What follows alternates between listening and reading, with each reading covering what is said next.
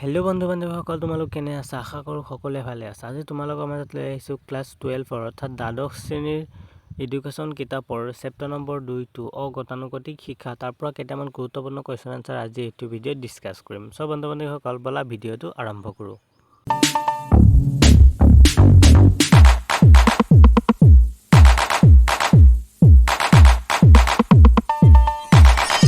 এক নম্বৰ কুৱেশ্যনটো চোৱা, দূৰত্ব শিক্ষা বুলিলে কি বুজা? এইটোতে চাই দূৰৰ পৰা প্ৰদান কৰা শিক্ষাকে দূৰত্ব শিক্ষা বুলি কোৱা হয়।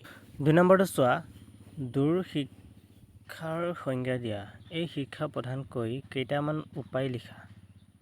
এইটোতে চাই দূৰ শিক্ষা সম্বন্ধে টেক ফক্সে সংজ্ঞা দি কয় যে দূৰ শিক্ষা হৈছে এবিধ শিক্ষা আহৰণৰ প্ৰক্ৰিয়া বা পদ্ধতি যি বিদ্যালয় চৌহদৰ শিক্ষা ব্যৱস্থাত থকা কেতবোৰ বৈশিষ্ট্যতকৈ পৃথক।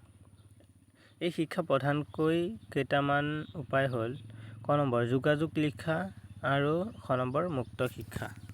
তাৰপিছত 3 নম্বৰ চোৱা, মুক্ত শিক্ষা কাক কোৱা হয়? এইটোতে চাই যোগাযোগ শিক্ষা ব্যৱস্থাৰ পৰিশোধিত আৰু উন্নত শিক্ষা ব্যৱস্থাৰে সংগঠিত ব্যৱস্থাই হ'ল মুক্ত শিক্ষা, য'ত গণতান্ত্ৰিক প্ৰক্ৰিয়াৰে শিক্ষা প্ৰদান কৰা হয়। মুক্ত শিক্ষাত আনুষ্ঠানিক শিক্ষাৰ নীতি-নিয়ম যি বান্ধোন সেইবোৰৰ পৰা মুক্ত, অৰ্থাৎ যুক্ত শিক্ষাত শিক্ষাৰ্থীয়ে যি শিক্ষা ল'ব খোজে, যেনেকৈ ল'ব খোজে আৰু য'ত ল'ব খোজে তাক বাছি ল'বলৈ স্বাধীনতা পায়, ইয়াকে মুক্ত শিক্ষা ব্যৱস্থা বুলি কোৱা হয়। তাৰপিছত 4 নম্বৰটো চোৱা, মুক্ত বিদ্যালয়ৰ শিক্ষাৰ্থী কোন হ'ব পাৰে? এইটোতে চাই মুক্ত বিদ্যালয়ৰ ব্যৱস্থাটো বৰ্তমান সমাজত অতি গুৰুত্বপূৰ্ণ ধাৰণা। আমাৰ সমাজত বিশেষকৈ অৰ্থনৈতিকভাৱে দুৰ্বল কিছুমান ল'ৰা-ছোৱালীয়ে সাধাৰণ শিক্ষাখিনি নোপোৱাকৈ কৰ্মৰ ক্ষেত্ৰত সোমাই পৰে। তেনেদৰে শিক্ষা আধৰুৱা কৰা, অবিৰতভাৱে শিক্ষা লাভৰ প্ৰতি আগ্ৰহী ল'ৰা-ছোৱালীবোৰেই মুক্ত বিদ্যালয়ত সকলো বয়সৰ লোকেই শিক্ষা গ্ৰহণ কৰিব পাৰে। 5 নম্বৰটো চোৱা, মুক্ত বিদ্যালয়ৰ স্থাপন কৰাৰ উদ্দেশ্য কি? এইটোতে চাই মুক্ত বিদ্যালয় স্থাপন কৰাৰ উদ্দেশ্য হ'ল: নম্বৰ 1, সমাজত পিছ পৰি ৰৈ যোৱা ব্যক্তিসকলক শিক্ষা লাভৰ বিশেষ সুযোগ দান কৰা।